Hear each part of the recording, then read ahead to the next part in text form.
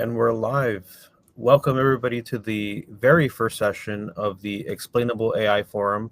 With us today is Axel Ngonga. He is a professor for data science at Paderborn University. In his research, he focuses on algorithms to automate the life cycle of knowledge graphs.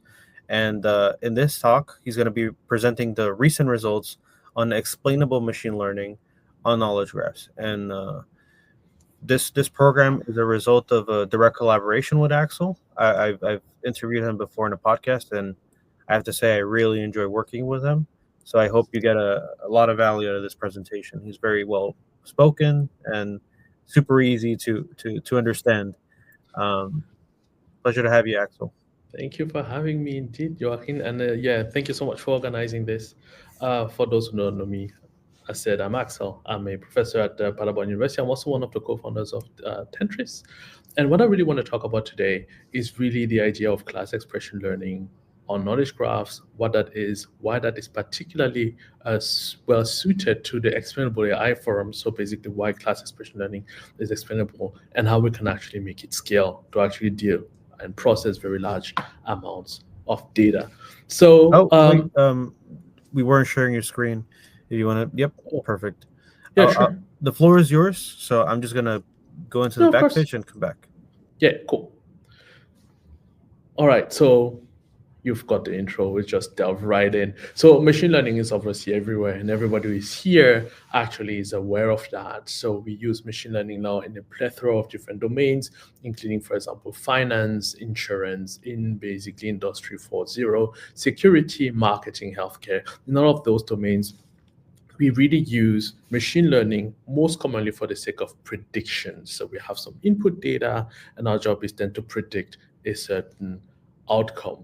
And then when we think now about using machine learning, there are domains where that's not particularly critical. So for example, if you're doing classification of products and you misclassify a product, that's usually not a big issue.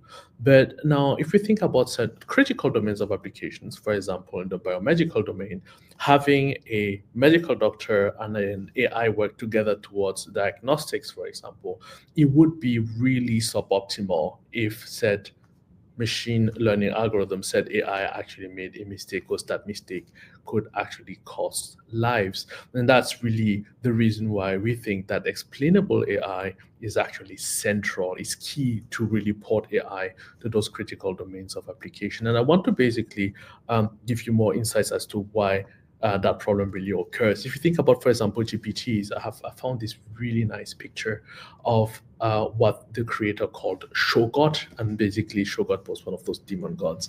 But fundamentally, when we think about GPTs, really what we see is the cherry on top. It's really the behavior of a system that has been trained to interact with us. But really what happens in the back end is really the Shogot monster based on unsupervised learning. And it's really unclear really what happens in that particular monster. And as I said, if we think about critical applications, that becomes an issue. And the reason why it's really so hard to understand is really this. So this is one of those images generated by DALL-E. What we really see is the outputs of the neurons of these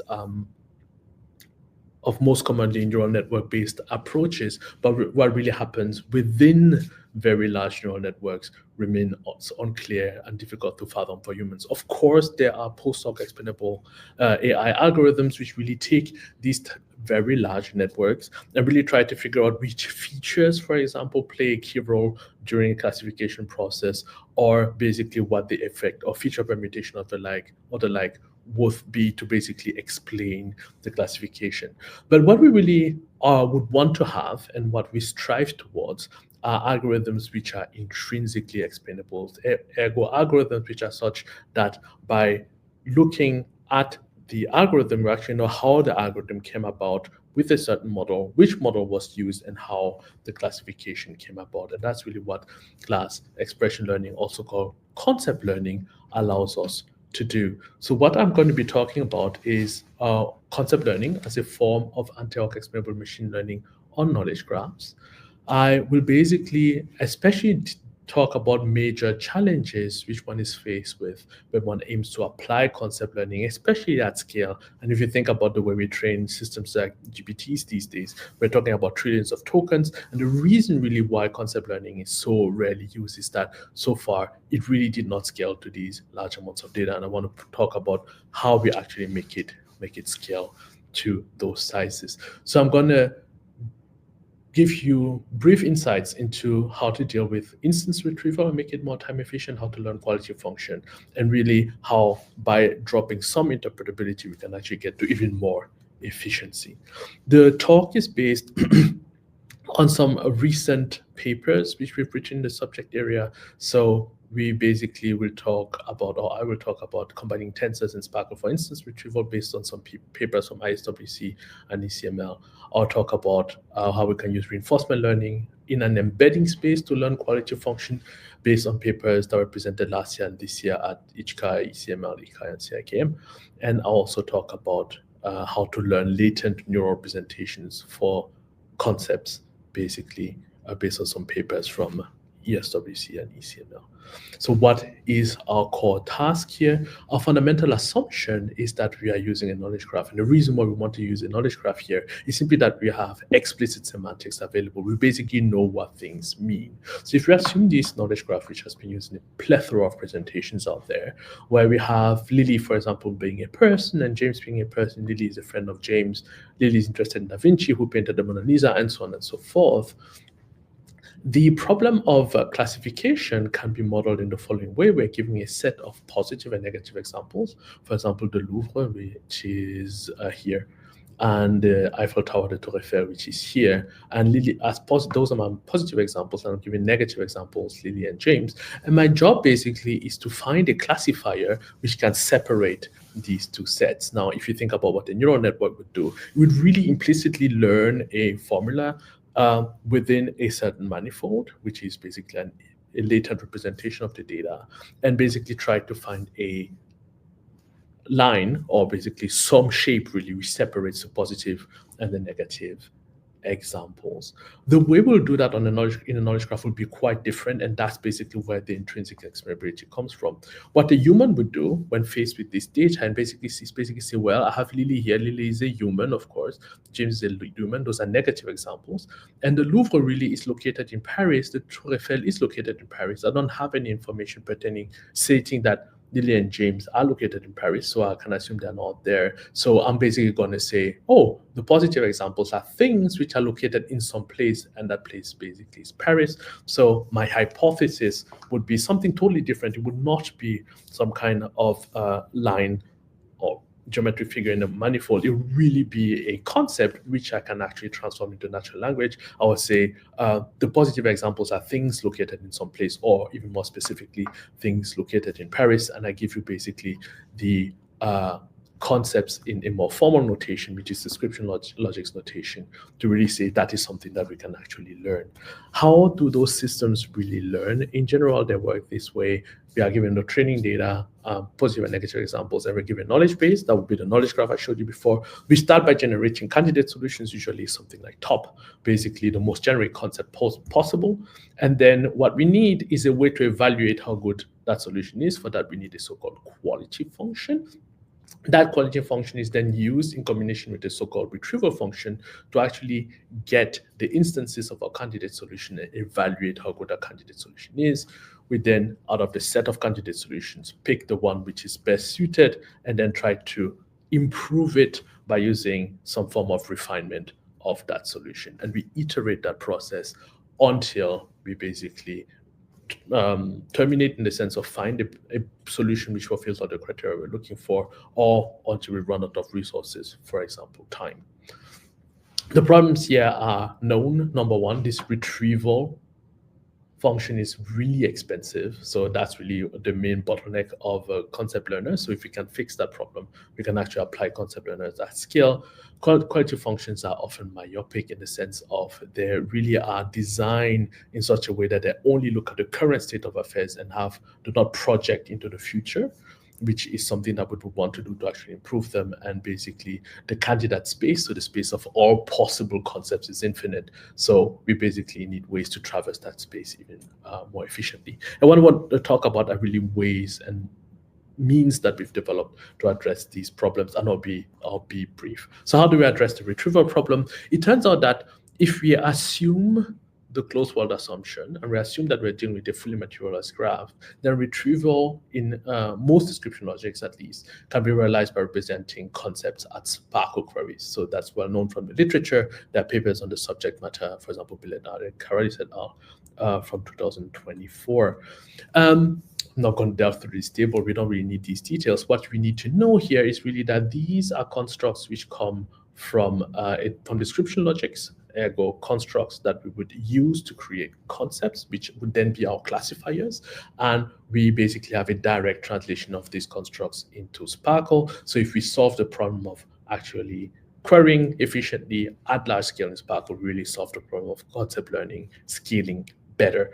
And I'm not going to delve into the details of our solution because Alex is going to do that in a different session. What I really want to show here is that, yes, there is a solution which is really called tensor, and tensor is based on a new data structure which we call hyperdrives.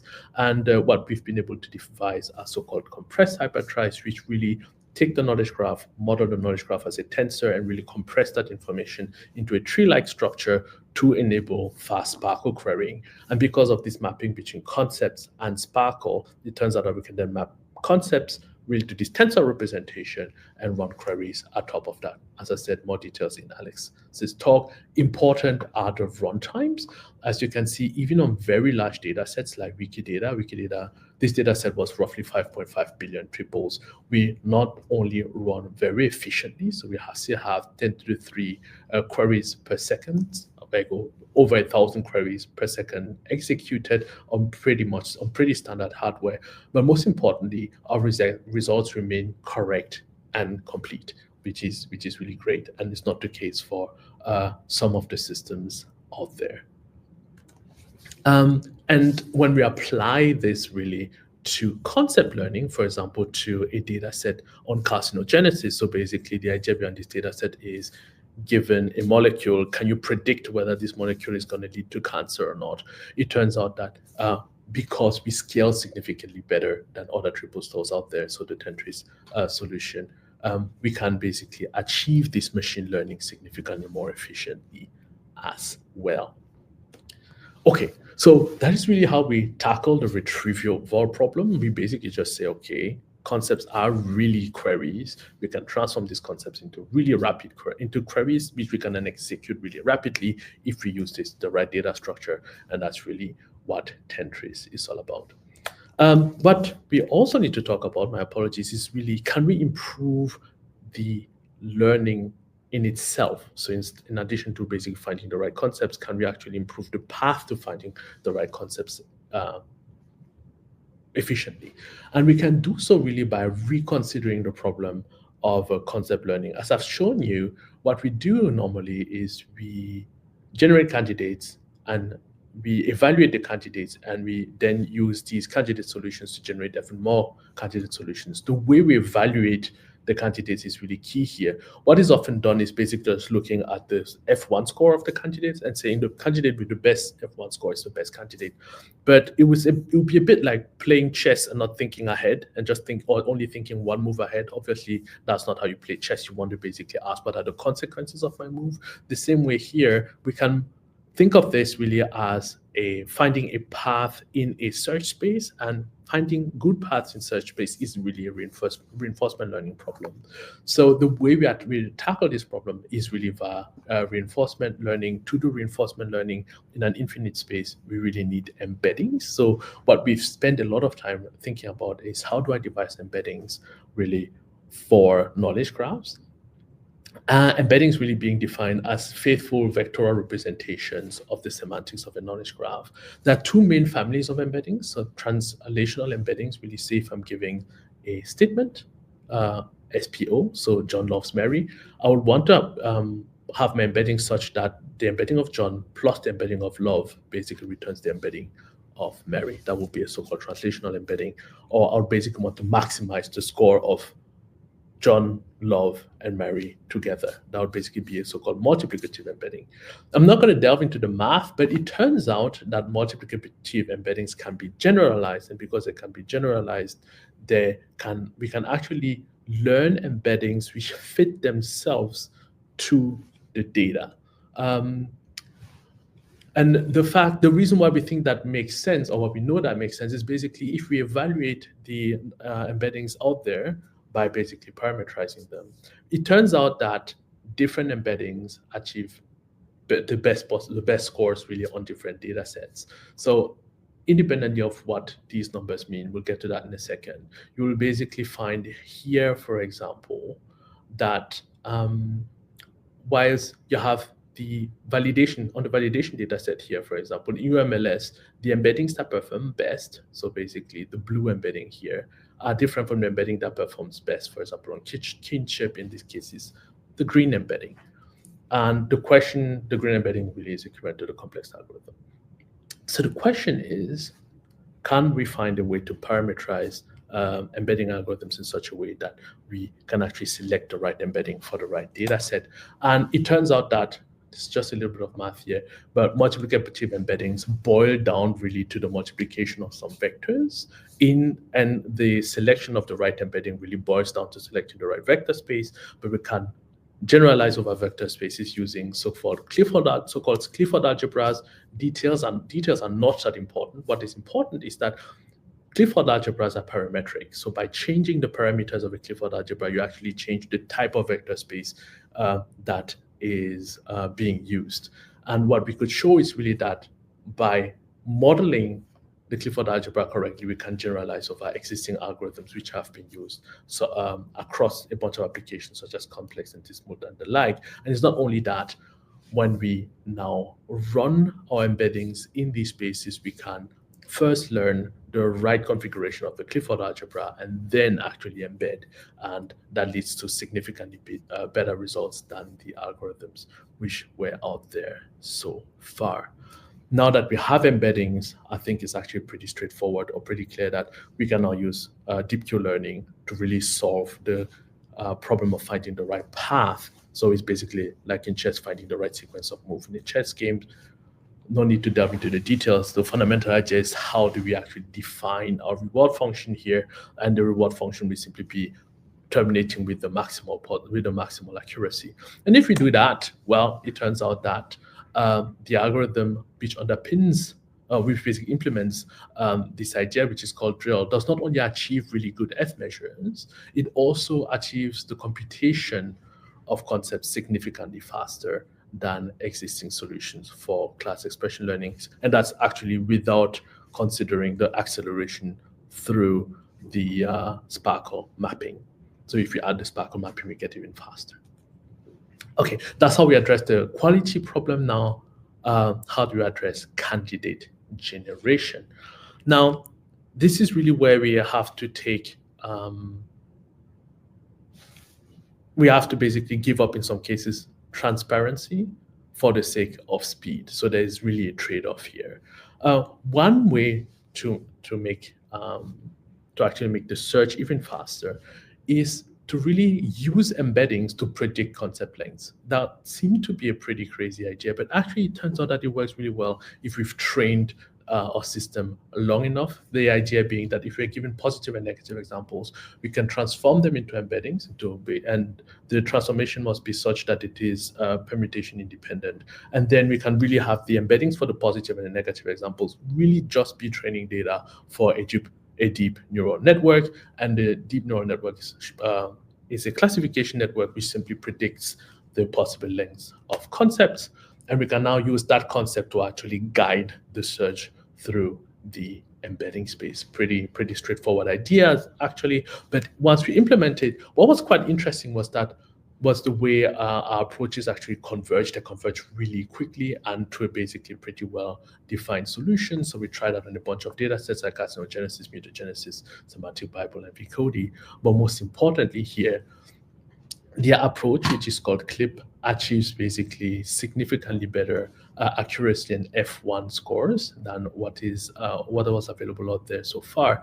And it does so in less time, which basically points to the scalability of the approach. It is on average an order of magnitude faster than the algorithms or the solutions which were out there. We can go even further and basically say, if we have ways to generate embeddings, can we not simply generate the concepts directly out of the embeddings? And it turns out that that works really well, but then we lose the transparency which we had in the other algorithms. So given positive and negative examples, given the embeddings in permutation-independent fashion, we really use roughly the same architecture as an LLM would use to actually take embeddings and generate text, but that text really comes from a limited vocabulary, and that vocabulary is the language of description logics, and we can now use that to say, well, the concept which should be split out here or return is humans, which are presidents of a country, if you have Joe Biden and so on as positive examples, or Charles Gates as